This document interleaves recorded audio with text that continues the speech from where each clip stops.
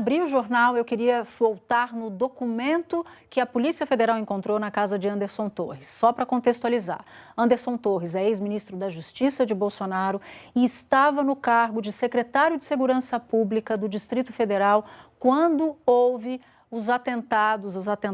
as tentativas de invasão e que tiveram êxito na sede dos três poderes, e ele era o responsável pela segurança pública. No próprio domingo, ele foi exonerado do cargo pelo governador Ibanez Rocha, que está afastado por decisão do Supremo Tribunal Federal.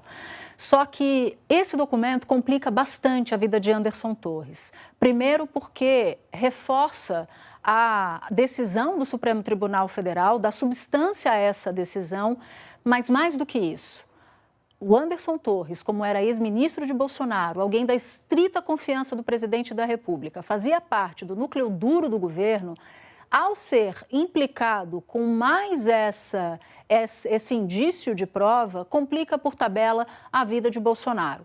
Porque, na avaliação de pessoas com quem eu conversei, do governo e da própria Polícia Federal, a avaliação é de que estava no seio do governo, portanto, no núcleo duro do governo, um plano golpista para evitar que Lula tomasse posse. Isso está reforçado, portanto, a partir de agora, quando nós tivemos a confirmação de uma reportagem que foi antecipada pela Folha de São Paulo de que Anderson Torres, em sua casa, possuía esse documento. E aqui vem uma novidade importante. Não foi só esse documento encontrado na busca e apreensão pela Polícia Federal.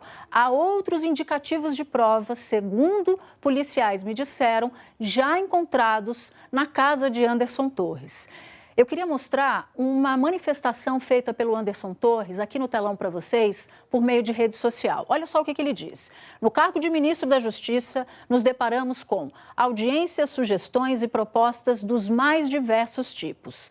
Cabe a quem ocupa tal posição o discernimento de entender o que efetivamente contribui para o Brasil. E ele segue, vamos ver a próxima postagem. Havia em minha casa uma pilha de documentos para descarte, onde muito provavelmente o material descrito na reportagem foi encontrado. Tudo seria levado para ser triturado oportunamente no Ministério da Justiça de São Paulo. O citado documento, melhor dizendo, foi apanhado quando eu não estava lá. Segue mais uma postagem de Anderson Torres. E vazado fora de contexto, ajudando a alimentar narrativas falaciosas contra mim. Fomos o primeiro ministério a entregar os relatórios de gestão para a transição. Respeito à democracia brasileira. Tenho minha consciência tranquila quanto à minha atuação como ministro. E aí vem um problema automático, segundo a avaliação de policiais que têm muita experiência nesse tipo de investigação. A primeira, um policial federal, se houve uma proposta como essa, que tinha na minuta uma proposta golpista de captura da decisão popular de eleger o presidente da República, Luiz Inácio Lula da Silva, teria que ter feito que procedimento? Possível é ter instaurado um inquérito para investigar esse intento golpista, porque chegou nas mãos do ministro da Justiça, não é um ministro qualquer. Ou uma outra opção seria dar voz de prisão para quem supostamente entregou a minuta. Outro ponto que é falho ali na argumentação de Anderson Torres, porque ele primeiro confirma, não nega que esse documento estivesse na sua casa, e um segundo ponto é, por que ele não entregou esse documento antes? Ele estava em Brasília até o dia 1º, depois é que ele viajou de férias, acusado de ser leniente, omisso, ou de maneira proposital, ou não, isso as investigações vão dizer, mas ele sai do Brasil para os Estados Unidos sem entregar esse documento. E ele poderia, como fez reuniões de transição, poderia ter alertado ao governo que entrava sobre a existência dessa minuta.